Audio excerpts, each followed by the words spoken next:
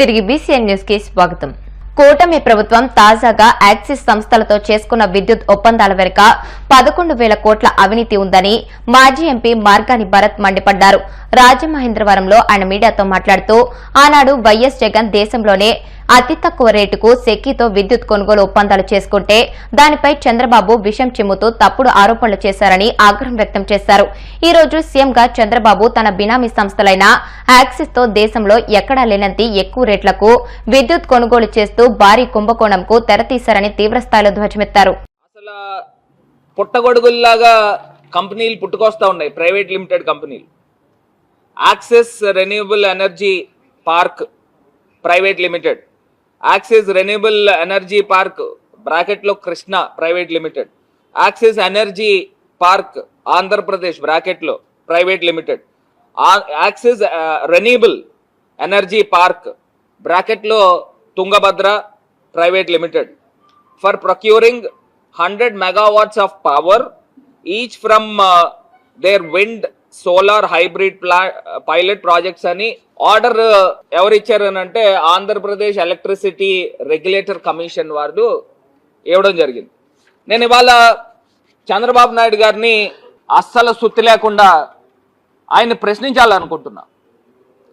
గతంలో జగన్మోహన్ రెడ్డి గారి ప్రభుత్వంలో solar energy corporation of India సెకీతో government of India అనుబంధ సంస్థతో ఆంధ్రప్రదేశ్ ప్రభుత్వము రెన్యూబుల్ ఎనర్జీ ₹2.49 ఎంఓయూ చేసుకుంటే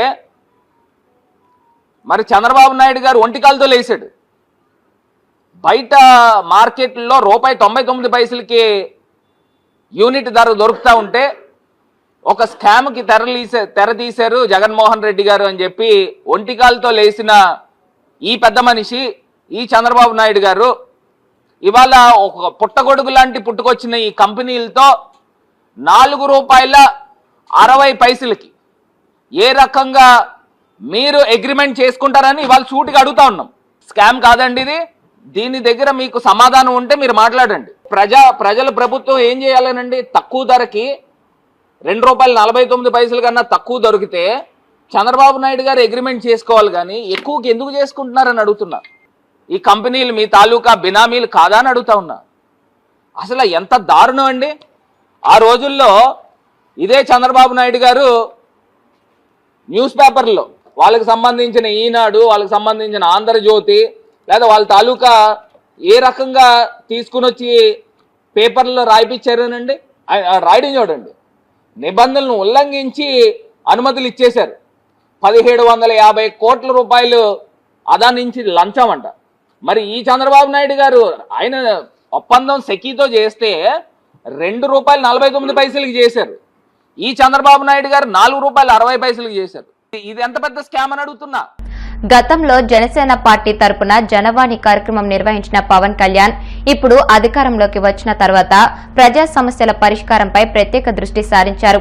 వివిధ రకాల సమస్యలతో జనవాణికి వచ్చిన ప్రజలను పవన్ కళ్యాణ్ కలిసి వారి నుంచి వినతి పత్రాలు తీసుకుని పరిష్కరించే దిశగా అడుగులు వేస్తున్నారు. జనసేన పార్టీ ఎమ్మెల్యేలు కూడా జనవాణి కార్యక్రమంలో పాల్గొని రాష్ట్రంలోని పలు ప్రాంతాల నుండి వచ్చిన ప్రజల సమస్యలకు సంబంధించి అర్జీలు స్వీకరించారు.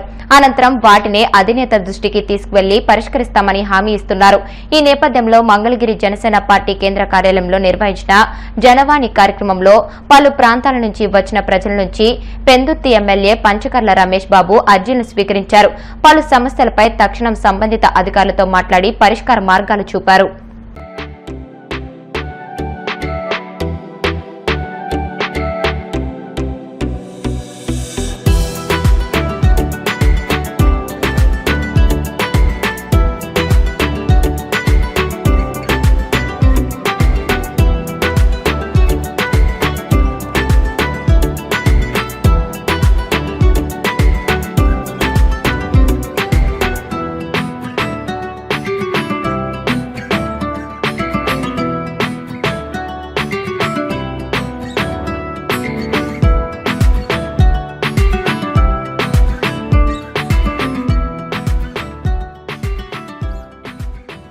ప్రధాని మోదీ ఆశీర్వాదంతో సంవత్సరం గడవక ముందే ఎంఎస్ఎంఈ టెక్స్టైల్ పార్క్ ను ప్రారంభించడం గర్వంగా ఉందని ఆదోని ఎమ్మెల్యే పార్థసారథి పేర్కొన్నారు.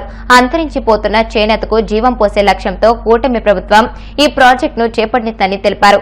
చేనేత కళాకారులకు స్థిరమైన ఉపాధి కల్పించడమే తమ ఉద్దేశమని, అభివృద్ధిలో కూటమి ప్రభుత్వం ముందుకు సాగుతుందని ఆయన అన్నారు. చాలా సంతోషంగా ఉంది. సంవత్సరం గడవక ముందే కూటమి ప్రభుత్వం ఏర్పడిన తర్వాత నరేంద్ర మోదీ ప్రధానమంత్రి ఆశీస్సులతో గౌరవ ముఖ్యమంత్రి చంద్రబాబు నాయుడు గారి మార్గనిర్దేశకంలో మంత్రులంతా ఎమ్మెల్యేలంతా కలిసి అత్యంత వెనుకబడినటువంటి పార్లమెంటు కర్నూలు పార్లమెంటుని లక్ష్యంగా ఎన్నో అభివృద్ధి పనుల్లో భాగంగా ఈరోజు మెగా టెక్స్టైల్ పార్క్ ని ఎమ్మిగనూరులో ప్రారంభించడం అన్నది చాలా గొప్ప అంశంగా మనమంతా చూడాల్సిన అంశం. నేను సూటిగా ప్రశ్నిస్తా ఉన్నా, ఎవడ్రా అసలు అంటుంది అభివృద్ధి చెందట్లేదు రాష్ట్రం అని కారు కూతలు కూస్తా ఉన్నారు కొంతమంది, నోటికొచ్చినట్టు మాట్లాడుతా ఉన్నారు కొంతమంది, లేనిపోనివన్నీ కూడా పత్రికల్లో రాస్తున్నారు కొంతమంది. ఒక్కసారి వాళ్ళందరినీ వచ్చి ఎమ్మిగనూరులో ఒక్కసారి తలపెట్టి చూడాల్సిందిగా మీ వైపు నుంచి నేను కోరుతా ఉన్నా. ఎవడో ఏదో మాట్లాడుతున్నాడని నిరంతరం రాజకీయాలు తప్ప, బురద చల్లడం తప్ప ఇంకేమీ చేతగాని కొంతమంది మాట్లాడుతా ఉన్నారు. ఇదంతా బూటకం, ఇవంతా కూడా అబద్ధం, ఇవంతా కూడా అవినీతిని రోజు పేపర్లో టావులుగా రాస్తా ఉన్నారు. కళ్ళు తెరిచి చూడాల్సిందిగా వాళ్ళందరికీ చెప్తా ఉన్నా. 175 నియోజకవర్గాల్లో రాష్ట్రం మొత్తం మీద ప్రతి నియోజకవర్గంలో కూడా పారిశ్రామికవేత్తలను తయారు చేస్తామని, ఇంటింటికి ఒక వ్యాపారవేత్త ఉండాలని ముఖ్యమంత్రి చంద్రబాబు నాయుడు గారు ప్రతినబూని 175 నియోజకవర్గాల్లో ఇటువంటి పార్కులు ఏర్పాటు చేస్తా ఉన్నారు. మీరు అనుకోవచ్చు పార్కులు అంటే ఆడుకునే పార్కులు కాదు, పాడుకునే పార్కులు కాదు, చెట్లు మొలిచే పార్కులు కాదు. ఈ పార్కులు డబ్బులకు సంబంధించిన చెట్లు మొలిచే పార్కులని వాళ్ళకి అర్థం కావాల్సిన అవసరం ఉంది. ముఖ్యమంత్రి చంద్రబాబు ఈ నెల 9వ తేదీన అనంతపురం జిల్లా పర్యటన ముగిశాక తాడిపత్రికి మాజీ ఎమ్మెల్యే కేతిరెడ్డి పెద్దారెడ్డి వెళ్లనున్నారు. ఈ విషయాన్ని వైసీపీ జిల్లా అధ్యక్షుడు అనంత వెంకటరామరెడ్డి, మాజీ ఎమ్మెల్యే కేతిరెడ్డి పెద్దారెడ్లకు ఎస్పీ జగదీష్ తెలియజేశారు. గత సార్వత్రిక ఎన్నికల తర్వాత చెలరేగిన ఘర్షణల నేపథ్యంలో కేతిరెడ్డి పెద్దారెడ్డి తాడిపత్రికి వెళ్లకుండా నిలువరించారు. దీంతో పెద్దారెడ్డి హైకోర్టును ఆశ్రయించడంతో తాడిపత్రికి వెళ్లడానికి లైన్ క్లియర్ అయింది. 5 వాహనాలకు మించకుండా పెద్దారెడ్డి తాడిపత్రికి వెళ్లేందుకు అనుమతిస్తూ ఈ మేరకు సెక్యూరిటీ ఇవ్వాలని హైకోర్టు ఉత్తర్వులు జారీ చేసింది. ఈ నేపథ్యంలో కేతిరెడ్డి పెద్దారెడ్డి అనంత వెంకటరామరెడ్డి ఎస్పీ కార్యాలయానికి వెళ్లి కోర్టు ఉత్తర్వు కాపీలను అడిషనల్ ఎస్పీకి అందజేశారు. నిన్నటి రోజు కూడా ఎస్పీ గారిని కలవాలని అనంతపురం రావడం జరిగింది. జిల్లాలో ఉన్నటువంటి ఎక్స్ఎమ్మెల్యేలు, జిల్లా అధ్యక్షుడు అందరం కలిసి మాట్లాడి ఎస్పీ గారికి ఫోన్ చేసి అడిగితే, నేను ఈరోజు బిజీగా ఉండా, రేపు అట్లా కలుస్తానని చెప్పడం జరిగింది. ఈరోజు మళ్ళా కూడా నేను ఆయన బంగ్లాకి వెళ్ళాను. ఆయన బంగ్లాకి వెళితే మీరు ఆఫీస్ కాడ ఉండండి, నేను వస్తా అని చెప్పాడు. అంతలేకే జిల్లా అధ్యక్షుడు అనంత వెంకటరామరెడ్డి అన్న గారికి ఫోన్ చేసి, సీఎం ప్రోగ్రాం ఉంది, అందువల్ల నాకు ఇక్కడ ప్రోగ్రాము బాధ్యతలు ఉన్నాయి, ఇక్కడ చూస్తున్నాము, తొందరలోనే ప్రోగ్రాం అయిపోయిన తొందరలోనే నిన్ను తాడిపత్రికి పంపిస్తా అని చెప్పడం జరిగింది. మేము కూడా ఆయన మాటకు గౌరవించి చట్ట పరిధిలోనే ఏదైతే మాకు కోర్టు ఆర్డర్ ఇచ్చిందో ఆ ఆర్డర్ ప్రకారం మేము ఒబే అవుతాము. ఎక్కడే కానీ మా గుండా కానీ మా కార్యకర్తల గుండా కానీ తాడిపత్రిలో అవాంఛనీయ సంఘటనలు జరగకుండా చూసే బాధ్యత కూడా మా మీద ఉంది, అధికారులకు కూడా ఉంది. అందువల్ల ఎస్పీ గారు సీఎం ప్రోగ్రాం అయితేనే మరోసారి మాకు ఫోన్ గుండా కానీ లేకపోతే అతను వచ్చి కలిసి ఒక డేట్ తీసుకొని మేము త్వరలోనే తాడిపత్రికి పోయేదానికి. దాదాపుగా 11 మాసాలు కూడా పూర్తి అయిపోయి సంవత్సరం 11 మాసాలు పూర్తి అయిపోయి 12వ మాసం కూడా పడతారు. అప్పటి నుంచి కూడా కొన్ని అవాంఛనీయ సంఘటనల వల్ల ఏమైనా కానీ ఎన్నికల కంటే ముందు నుంచి కూడా ఎవరిని కానీ 2 పార్టీల యొక్క నాయకులందరినీ కూడా క్యాండిడేట్లతో సహా కూడా అప్పుడు ఉండే ఎస్పీ గారు కానీ డిఐజీ గారు కూడా ఇక్కడ అంటే ఇన్ఛార్జ్ ఎస్పీనే, డిఐజీ గారే ఇన్ఛార్జ్ కూడా 2 పార్టీ నాయకుల్ని including contested candidates for all the parties అని చెప్పేసి ఎవరు కానీ తాడిపత్రి నియోజకవర్గంలో ఎంటర్ కావద్దని చెప్పి ఆర్డర్ ఇచ్చింది. తర్వాత ఎన్నికల రిజల్ట్స్ వచ్చాయి. రిజల్ట్స్ వచ్చినప్పటి నుంచి కూడా మాజీ శాసనసభ్యులు, తర్వాత మా పార్టీ అభ్యర్థి అయిన మన పోటీ చేసిన ఓడిపోయిన పెద్దారెడ్డి గారు ఆ నియోజకవర్గం వాళ్ళ ఇంటికి కూడా పోవాలని ప్రయత్నం చేస్తుంటే ఎక్కడ కానీ అక్కడ ఉండే కొన్ని దాంట్లో పోనీయకపోతే పోలీసు వారు కూడా అడ్వైజ్ చేసి ఉంది. సందర్భంగా కోర్టును అతను అప్రోచ్ అయ్యాడు పెద్దారెడ్డి గారు. కోర్టు అనేది కూడా దాదాపుగా 5-6 నెలల తర్వాత మొన్ననే 4 రోజుల కిందట చాలా స్పష్టంగా కూడా 5 వెహికల్స్తో పోవడానికి, తర్వాత ఏదైనా కానీ సెక్యూరిటీ అరేంజ్మెంట్ కూడా చేయమని చెప్పి పోలీస్ డిపార్ట్మెంట్కి కూడా కోర్టు చాలా స్పష్టంగా కూడా హైకోర్టులో జడ్జి గారు కూడా ఆర్డర్ కూడా ఇవ్వడం జరిగింది.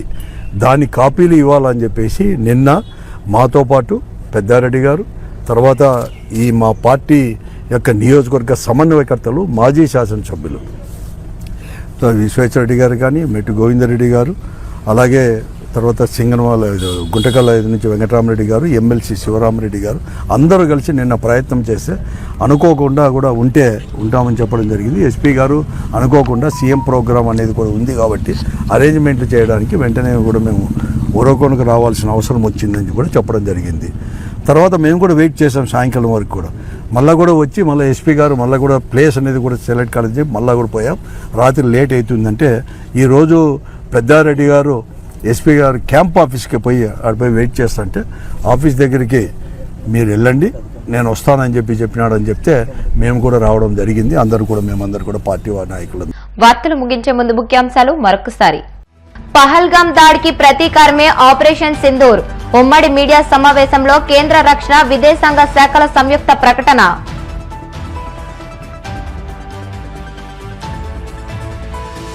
నేటి నుంచి రేషన్ కార్డుల దరఖాస్తులు స్వీకరిస్తున్నామన్న మంత్రి నాదెండ్ల మనోహర్. కొత్త కార్డులు, మార్పులు, చేర్పులు చిరునామా మార్చుకోవచ్చని వెల్లడి.